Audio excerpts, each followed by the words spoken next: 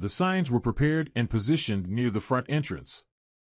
Having spent the majority of the last couple of days perfecting them, now came the challenging part, ***. Ascending the stairs into the master bedroom, I swiftly stripped the bed, maneuvered the mattress off the queen-sized frame, and half-lifted, half-slid it downstairs through the hallway, out the front door, and onto the lawn adjacent to the street.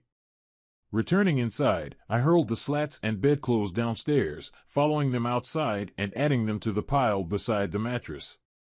After another trip upstairs, I dismantled the side rails and swiftly transported them outside. Glancing at my watch, I noted it was 4:22. Time was of the essence. I needed to finish by 5. Reassembling the bed took until 4:35. Next up was the kitchen table, light enough for me to handle alone. I angled it sideways through the door and placed it beside the bed in the yard. The last item was the 6x8 throw rug in the living room. After rolling it up, I joined it with the other items in the yard, erected the signs, and proudly observed the time, 4:55, just 10 minutes until my wife's return. Stepping into the middle of the street, I surveyed my handiwork. It was a sight to behold, almost bringing a tear to my eye.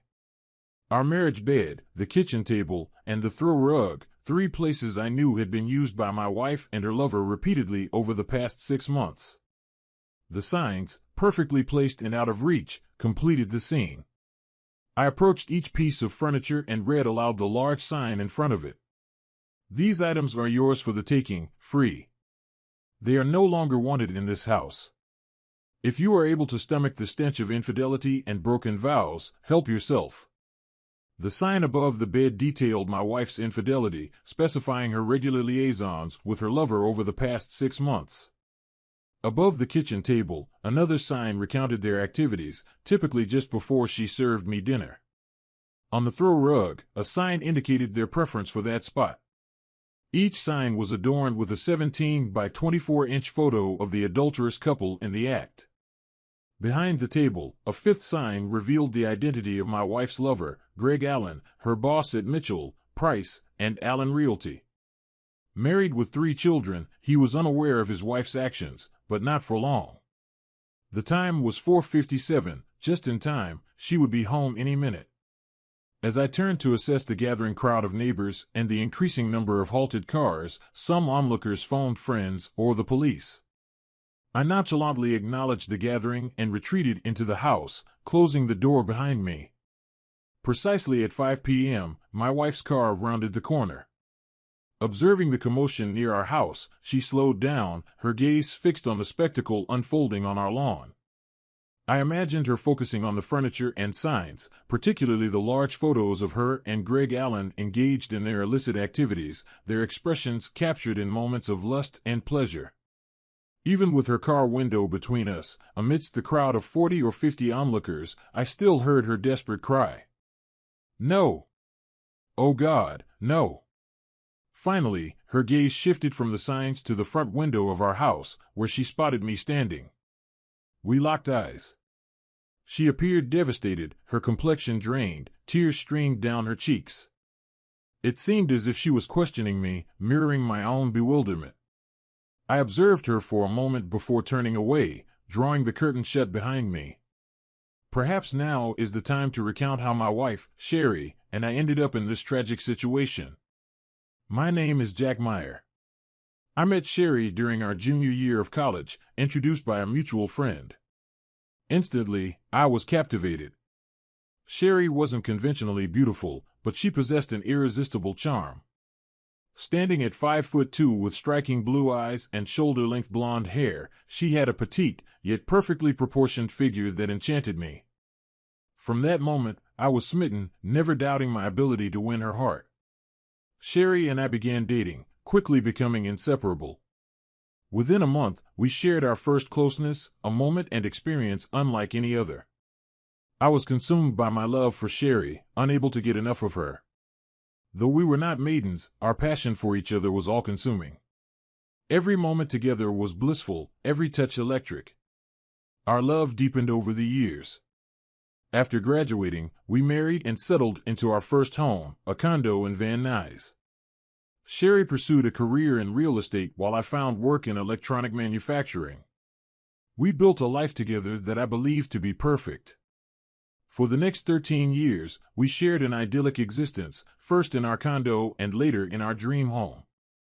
As our finances improved, we welcomed our children, Shelby, now 8, and Ryan, now 6, whom we adored beyond measure. Our family was our world. So, what went wrong? I wish I had the answers. I wish I had noticed the subtle signs indicating something was amiss, but I was oblivious, living in a bubble of love and trust. It took an unexpected event, our daughter Shelby falling ill at school, to uncover the truth. It was a Thursday when I received the call from the school nurse just before noon, informing me of Shelby's illness. In the midst of a staff meeting, I asked the nurse to contact my wife. Despite attempts to reach her at her office and on her cell, she was unreachable, so the nurse called me. Recognizing the urgency of fetching my daughter, I apologized to my staff and hurried to Shelby's school to retrieve her. Upon reaching home, upon opening the garage, I was startled by an unfamiliar car parked in my spot beside my wife's. Instantly, a lump formed in my throat, and my stomach churned. No, it couldn't be, I reassured myself. My wife, the woman I cherished above all else, couldn't possibly be having an affair. But why was there a strange car in the garage with the door closed? Something was amiss, and I needed answers. I couldn't expose my daughter to this uncertainty. I instructed Shelby to stay in the car for a moment, explaining that the exterminator was spraying for bugs and the fumes could make her feel worse. It was the first time I had ever lied to her. Shelby complained about being tired and wanting to go inside, but I reassured her that I would check first before coming to get her. Later, Shelby asked me what was going on, and I reassured her that everything was fine, attributing my discomfort to the odor in the house. I left Shelby with her grandmother, promising to return for her in a couple of hours. I didn't disclose what I had witnessed, simply asking my mom to care for Shelby until I returned from work. Though tempted to return home and confront the cheating duo, I realized I needed more than a mere confrontation. I craved revenge. As I drove back to my office, I began devising plans that would bring ruin upon my wife and her boss indefinitely. The electronics firm where I worked had multiple divisions. As a senior engineer in the medical equipment division, we shared a large complex with another division specializing in commercial security equipment. Upon reaching my office, I instructed my secretary to ensure I wasn't disturbed for the rest of the afternoon, then called my counterpart in the security division, Dan Taylor, a stellar engineer and longtime friend. Dan agreed to meet promptly, mentioning he'd already be coming my way to drop off some blueprints for copying. I informed my secretary that Dan could enter my office as soon as he arrived. True to his word, Dan knocked on my door just 20 minutes later. I requested him to come in and close the door, noting that I needed his help. Dan remarked that I looked like I had seen a ghost, to which I responded by recounting the shocking discovery I had made earlier. I explained to Dan that I had caught my wife and her boss having an affair in our house, specifically in our bedroom. Despite the disbelief, I assured him it was true, detailing how I found them together when I came home to pick up my daughter from school. I refrained from confronting them at the moment, prioritizing my daughter's well-being by having her wait in the car while I quietly left and took her to my mom's house. Dan expressed his sympathy and asked about my plan moving forward. I admitted uncertainty, but emphasized the need for evidence, mentioning my intention to gather audio and video recordings of their encounters. I sought Dan's assistance in acquiring security cameras and microphones to discreetly place around the house. Dan questioned the certainty of there being a next time, suggesting that the incident might have been isolated. However, I dismissed this possibility, citing conversations between my wife and her boss about regular rendezvous over the past 6 months. I explained my reasoning, noting the lack of alternative locations and the convenience of my empty house during work hours. After a few more minutes of discussion, we delved into the details. Dan mentioned having access to a new beta line of wireless miniature cameras and microphones, compatible with my laptop or home computer. Additionally, he had a small voice-activated recorder I could discreetly place under Sherry's car seat to capture any conversation she might have while driving. It would only record her side of the conversation, but it was better than nothing. I expressed gratitude and informed him I'd collect everything from his office the following day. Returning home that evening proved to be the most challenging task I'd ever faced. I wasn't sure if I could face my wife and pretend nothing had happened. I decided the best course of action was to make Sherry believe I wasn't feeling well, which was true. I retrieved Shelby from my mom's, and upon arriving home, Sherry was preparing dinner in the kitchen. Upon seeing Shelby with me, she grew frantic. I questioned Sherry about her whereabouts and why she hadn't informed me about Shelby's illness, mentioning that I received a message from the school nurse on the answering machine. Sherry explained that she must have accidentally turned off her phone while showing houses and had been busy all day. I couldn't help but think cynically that she was likely preoccupied with her affair with her boss instead of attending to our daughter. Despite this, Sherry hugged Shelby and apologized before helping her to bed. I acknowledged that despite her flaws, my wife did love our kids, and it seemed I was the obstacle to her happiness. Sherry then returned to the kitchen to prepare soup for Shelby and finish dinner for the rest of us. Feeling unwell myself, I informed Sherry that I would sleep in the guest room that night, just in case I was contagious. She noted that I felt clammy and looked pale. Silently, I acknowledged the irony of feeling unwell after discovering my wife's affair. Without responding, I headed upstairs, initially dreading entering the master suite but needing my grooming supplies, toothbrush, and work attire for the next day. So, I forced myself into the room. A window was open, and the scent of lovemaking had dissipated. The bed was neatly made, she must have changed the sheets. It pained me to look at it. All I could envision was her boss having lovemaking with her, whispering sweet nothings about belonging to him alone forever. Anger surged within me, but I suppressed it. I needed to remain composed until I could unleash havoc upon them both, and I would, that much was certain. I gathered my necessities and retreated to the guest bedroom, shutting the door behind me. I stripped down to my underwear and slipped into bed. My body felt rigid. I wanted to weep, but I stifled the urge. I had a mission to accomplish, and I couldn't allow emotions to interfere. For hours, I lay in the darkness, sleep evading me. After tending to the kids and putting them to bed, my wife entered the room. I pretended to be asleep.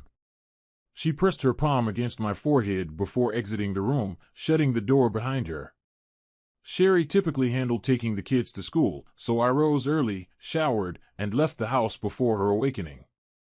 It probably struck her as odd, but I could simply attribute it to needing to compensate for lost time from yesterday when I felt unwell. Frankly, I didn't care much about her opinion at this point. I just wanted to be free. Free from what? Until yesterday, I believed it was a blissful marriage founded on lifelong loyalty, honesty, and commitment. How painfully mistaken I was. Arriving at work before the rest of the staff, I brewed a pot of coffee and began outlining my strategies.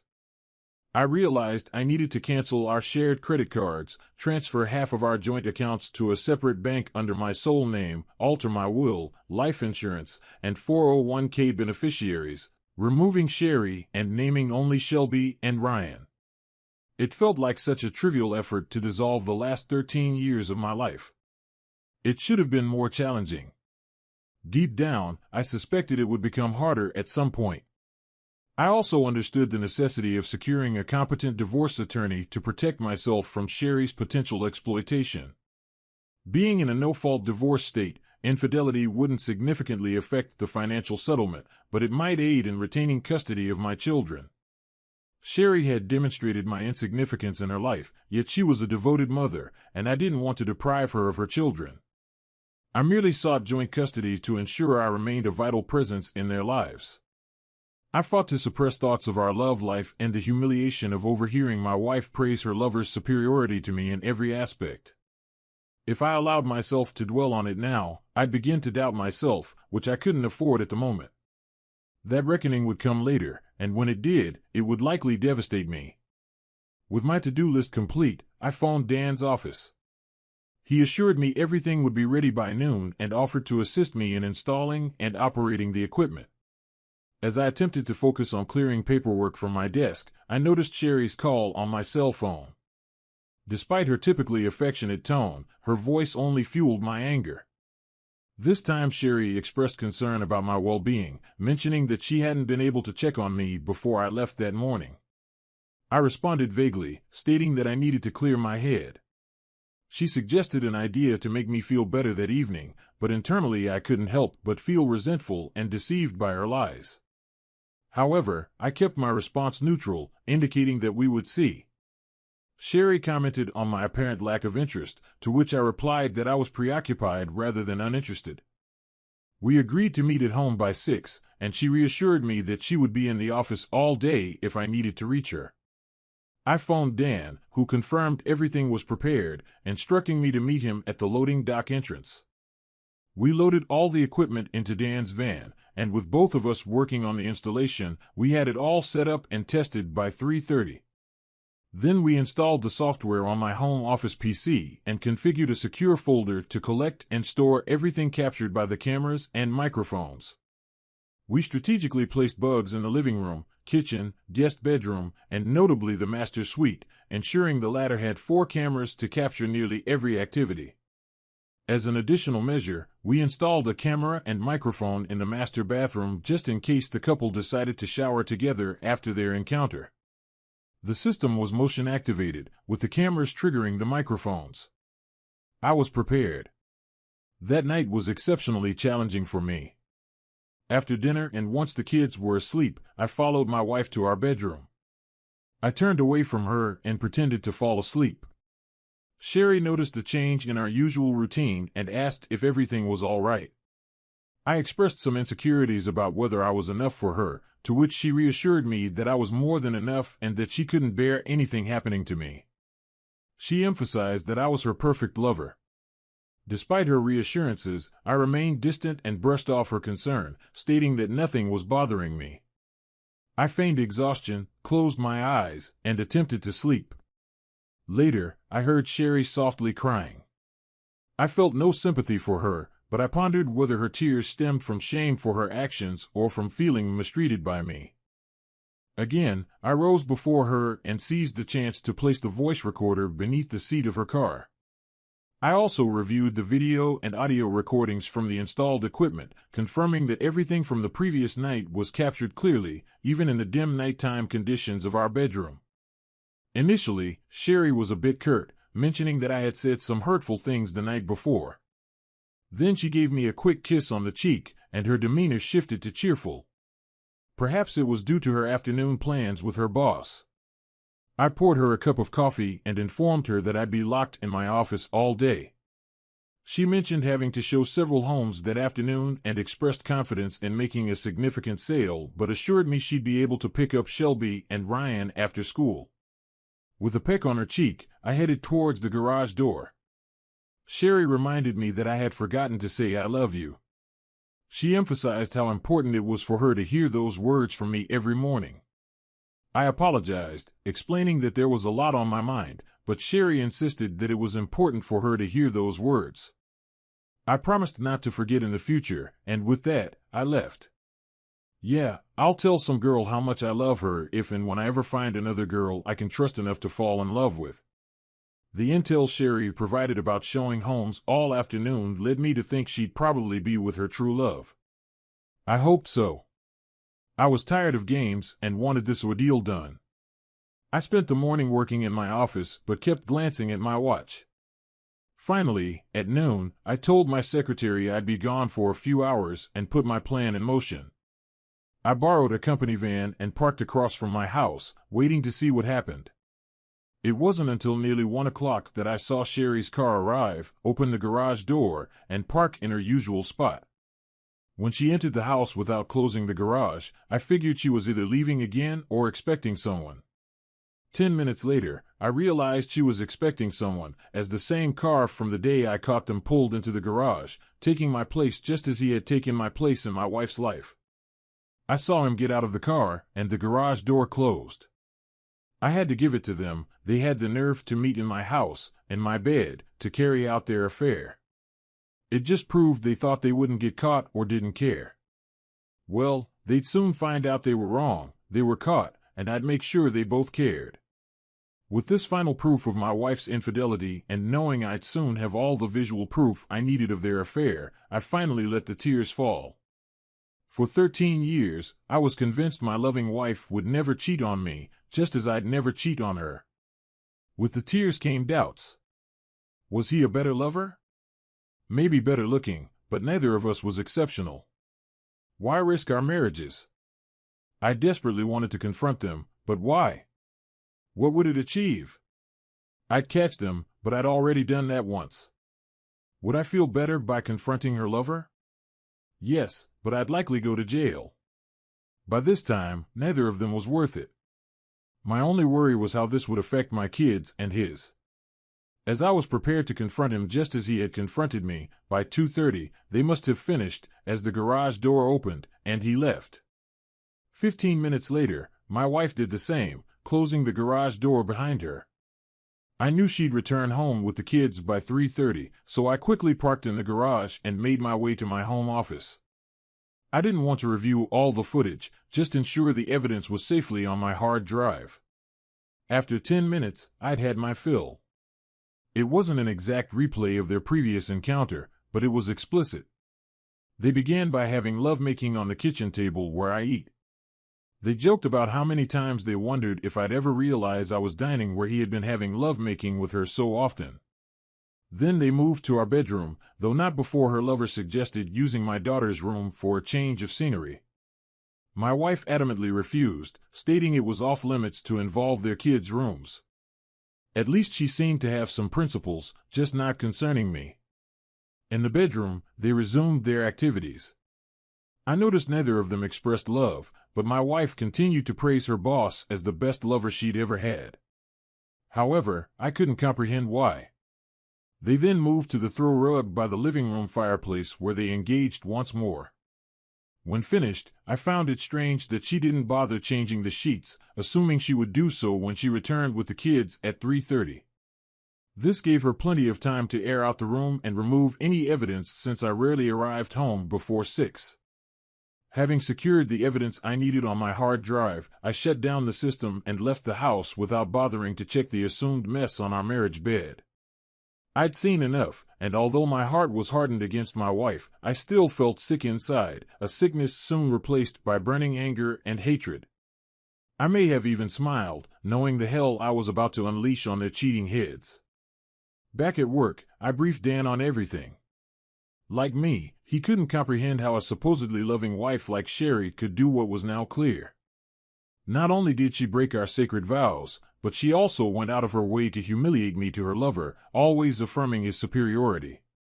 All these thoughts plunged my soul into a deep abyss of pain and despair, from which I knew I had to emerge to complete my task of destroying them both. I needed to find a good divorce lawyer, and Dan suggested contacting the law firm the company used for recommendations. I spoke to a corporate lawyer there, who gave me 3 names of divorce lawyers known for protecting husbands' rights. The first one was retiring and not taking new clients, but the second one agreed to meet me the next afternoon at 3. With that settled, I resolved to handle canceling credit cards, changing beneficiaries, and transferring funds the next morning. When I returned home that evening, Sherry was in the kitchen preparing dinner while the kids did their homework in their rooms. She wore a yellow sundress and looked beautiful. For a moment, I thought my heart would break all over again.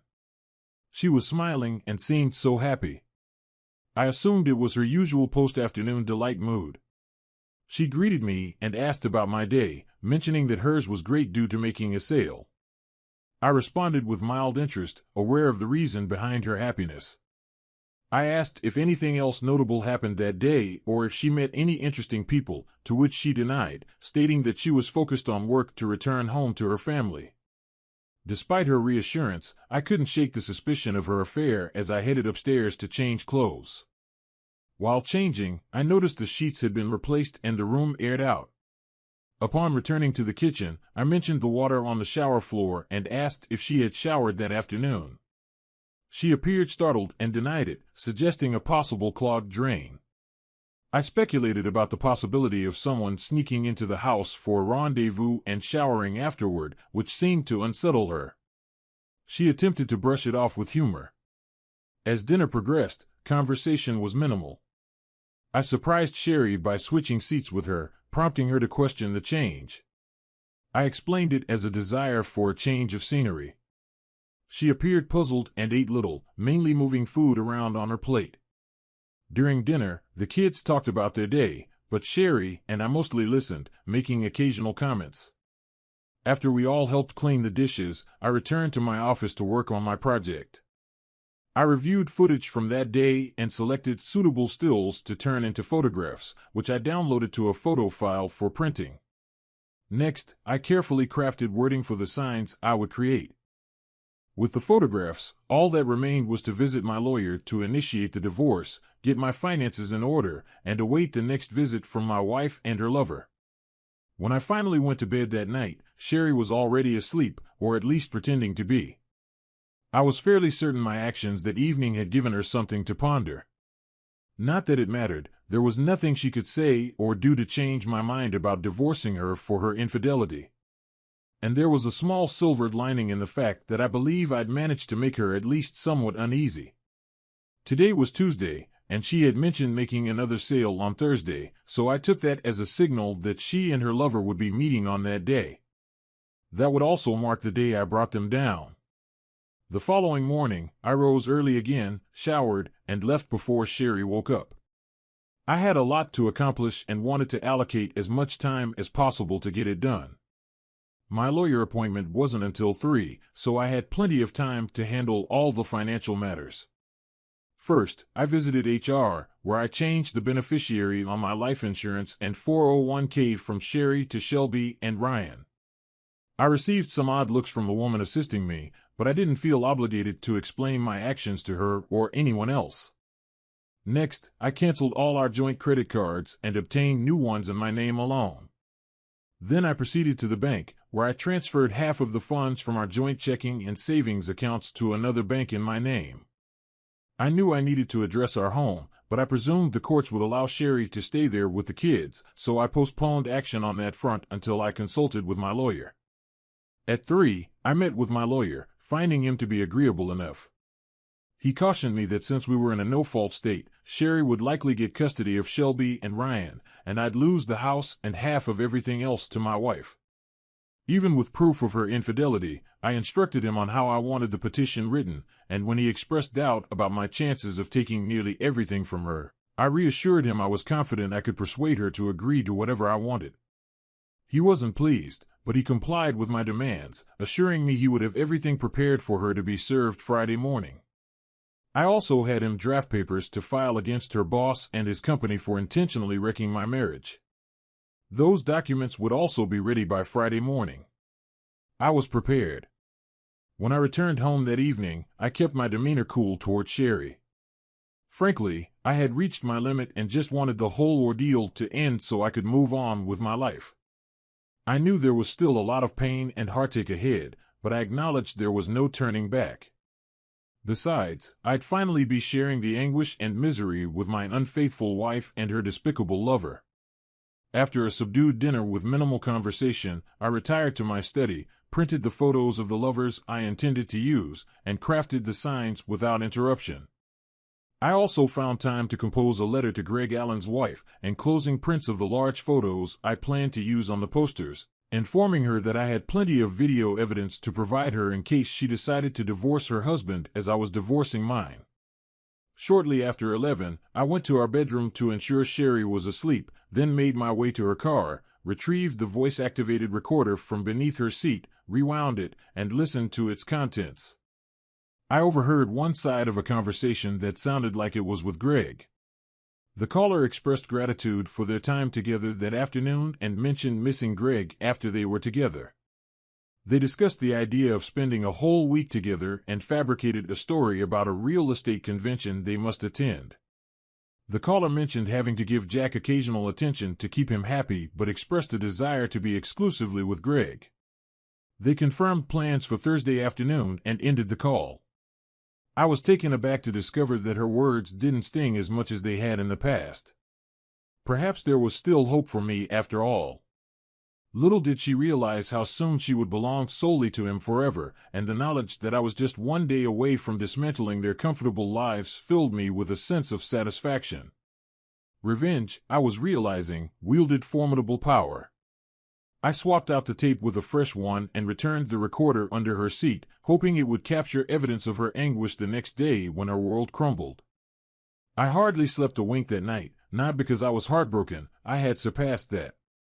No, my sleeplessness stemmed from the anticipation of everything I hoped would unfold the following day. For the last time, I rose from bed while Sherry continued to slumber. I stood gazing at the woman who had once been my love, the mother of my children, the woman I had imagined spending the rest of my days with. Tears welled in my eyes as I realized I had shared my bed with her for the final time. Never again would our bodies entwine in passion. Never again would we cuddle or discuss our future. Our future was non-existent, and as I turned away from her and departed, I pondered whether she comprehended the toll she was about to pay for betraying me. She likely didn't, but she would soon learn. After showering, I left the house, stopped for breakfast at a diner, then briefly swung by work to inform my secretary of my absence for the day. I phoned Dan and briefed him on the impending events. He wished me luck, cautioned me to be cautious, and requested that I keep him updated on the proceedings. I made a brief visit to my lawyer's office to ensure all was in order for serving my wife and Greg Allen the following day. Following that, I called my wife to arrange picking up the kids from school. My mother had expressed a desire to have them for the long weekend since they had no school on Friday. Thus I planned to swing by the house around 3:45 to gather some belongings and transport the kids directly to Mom's. She enthusiastically approved, even suggesting we spend Saturday in bed together in her most seductive tone.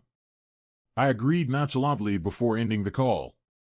I had reached a point where I couldn't tolerate her deceit any longer. I took my time returning home. By 12:30, I was parked nearby, awaiting the imminent events. My car was mostly concealed from view, but I had a clear line of sight to any vehicle entering my driveway. I didn't need to witness the garage door's movements. My wife and her lover were nothing if not predictable, and I was familiar with their routine. At 12:50, Sherry's car rolled into the driveway, followed 5 minutes later by Greg Allen's. The trap was set, and I was poised to ensnare them. I should have felt anguish knowing my wife and her boss were engaging in pleasure in our marital bed while I waited around the corner for them to finish. Yet, she had lost her ability to inflict pain upon me. It was astonishing how composed I felt as I envisioned the activities I knew they were engaging in together. It was almost reminiscent of recalling a low-budget adult film lacking in substance but with a satisfying conclusion. Around 10 minutes to 3, I observed Allen's car reverse out of the driveway and depart. 10 minutes later, Sherry followed suit. Sweet, as she drove off, I observed her applying fresh lipstick. Once they were out of sight, I pulled into my garage and shut the door. With limited time on my hands, I headed to my office and reviewed the footage from that afternoon's encounter. Everything was captured, including the hurtful insults about his superiority in bed compared to me. However, this time, their words didn't affect me. After ensuring the footage was securely stored on my hard drive, I spent the next 10 minutes carrying my handcrafted signs adorned with their photographs upstairs and positioning them near the front door for easy access. Then, I packed essentials like a toothbrush and clothes for Shelby and Ryan into my car. The only remorse I felt about my impending actions was for the pain I was about to inflict on my beloved children. Yet, I found solace in knowing I hadn't caused the pain of their parents' separation, that responsibility rested solely on their mother's shoulders. She chose to engage in a prolonged affair, ultimately tearing our family apart. At 3:15, I drove to their school and was waiting when the final bell rang to pick them up. I informed them they'd spend the weekend with Grandma, which thrilled them given her penchant for spoiling them. 45 minutes later, I dropped them off and returned home, ready to set my plan in motion. And thus, we come full circle to where we began, a bed, table, and rug displayed on the lawn, adorned with signs, watched by neighbors, awaiting Sherry's return to the dreadful truth that I held all the knowledge. That night, I expected to hear from Sherry, but I didn't. There was a late call from her cell phone, but when I answered, silence greeted me. An hour after Sherry departed, the police paid me a visit. While understanding, they insisted I remove the signs and photographs to avoid disturbing the peace and public indecency charges. I complied. They served their purpose, seen by my wife, and from the look on her face before I turned away, I knew her life had begun its descent into chaos. That evening, I drowned my sorrows in a substantial amount of Maker's Mark and drifted into an alcoholic stupor. Friday morning greeted me with a monstrous hangover, yet despite it, I felt empowered. Though saddened and alone, I found strength in knowing I had subdued my anger long enough to exact revenge on my unfaithful wife and her lover. By noon, I glimpsed out the front window to find the rug, kitchen table, and bed gone, leaving only the mattress and stained sheets behind. I disposed of those later. The morning passed uneventfully, but by 3 in the afternoon, chaos erupted. I was certain that Greg Adams' wife had received the letter and photographs that morning, and my lawyer had informed me that both Sherry and Greg Adams, along with his partners, had been served at their workplaces. He recounted how Sherry collapsed in tears upon being served, while Greg Adams disregarded her, unleashing threats against me. His partners retreated behind closed doors for 15 minutes before emerging to present Sherry with her final check and informing Greg that his partnership was terminated. When he informed them of his refusal to sell to them, they cited their corporate bylaws morality clause regarding love fraternization with staff members. This provision empowered them to sever all ties with him and his mistress. Concurrently, the receptionist at the front desk relayed that his wife was on the phone urgently requesting to speak with him. She had received the letter and photos I had sent, informing him not to return home and notifying him of her intent to file for divorce the following day. Later, I was informed by one of the agency employees' husbands that after Adams was escorted out of the building, everyone turned their backs on my soon-to-be ex-wife. She remained on the floor for about 30 minutes, crying inconsolably. Eventually, she gathered herself enough to leave, though no one knew her whereabouts.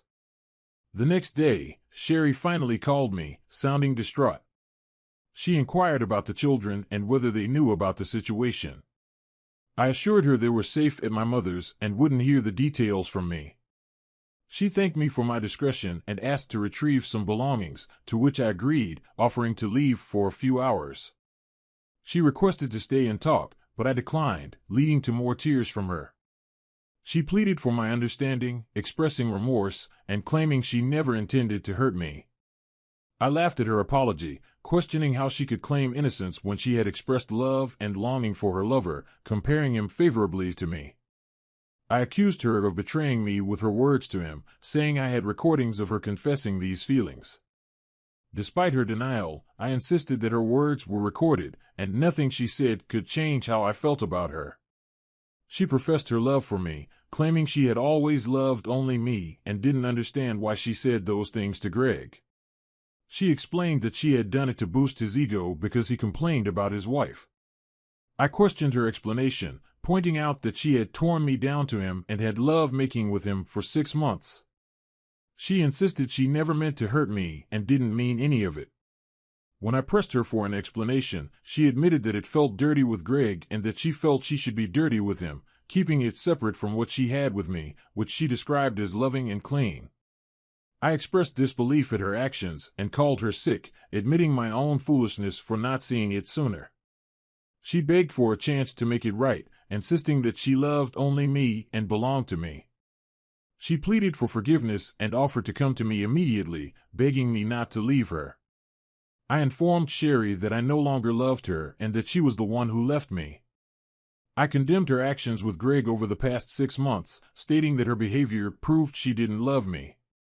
I expressed disgust towards her and eagerly awaited her departure from my life. I rejected any possibility of reconciliation, expressing my disdain for her after what she had done with Greg. I emphasized that any future interaction would only be for the sake of our children, whom she had also damaged. I explained that while I wanted to spare our children pain, I had no intention of sparing her any consequences for her actions. I wanted her to feel the same pain she had caused me and Greg's wife. When she questioned why I told Greg's wife about their affair, I retorted that what she and Greg did was unfair to me and our children. I justified informing Greg's wife by highlighting the destruction of my family, the betrayal of our marital vows, and the need for Greg's wife to know the truth. Sherry expressed her desire to fight for our marriage, stating that she didn't want a divorce. I responded by saying there was nothing left to fight for and that I would rather die than remain married to her. I accused her of being delusional and out of her mind. She urged me to read the divorce petition she served me with, claiming that if I agreed to joint custody for our children, I could stay in the house and receive half of our assets. However, she threatened to share the videos of her affair if I didn't agree to her terms. When I doubted her willingness to follow through with the threat, she insisted that she could and would do it out of hatred towards me. She pleaded with me to sign the divorce papers, but I remained firm in my decision. In the end, she begged me to sign the papers, but I refused, insisting that she should sign them instead. After hanging up on her, Sherry signed the divorce papers, and the divorce was finalized in 6 months. She now lives with Shelby and Ryan in our former home while I reside in a nearby condo. Despite the divorce, we remained in the same school district to minimize disruption for the kids. Although they still felt the pain of the breakup, Shelby disclosed that their mother acknowledged her mistake, accepting that our marriage couldn't overcome it. However, we reassured the kids that we would always be there for them. As for what Sherry told her parents and sister about the breakup, I'm uncertain, but they still communicate with me, indicating she likely didn't place blame solely on me. My mother perceived the divorce as something neither Sherry nor I could move past. I had the chance to retrieve the audio recorder from Sherry's car one last time, capturing a memorable conversation. She called Greg and thanked him for their time together, expressing concern about my suspicions and suggesting they pause their affair temporarily.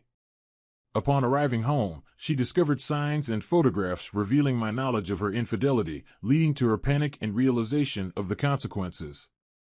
She called Greg in distress, informing him that I knew everything about their affair and broke down into tears. It's been over a year since we endured those trying times, and gradually, I'm beginning to piece things back together. I still steer clear of dating and will likely continue to do so for a while. The idea of reliving what I've just gone through makes me wary of diving into another serious relationship.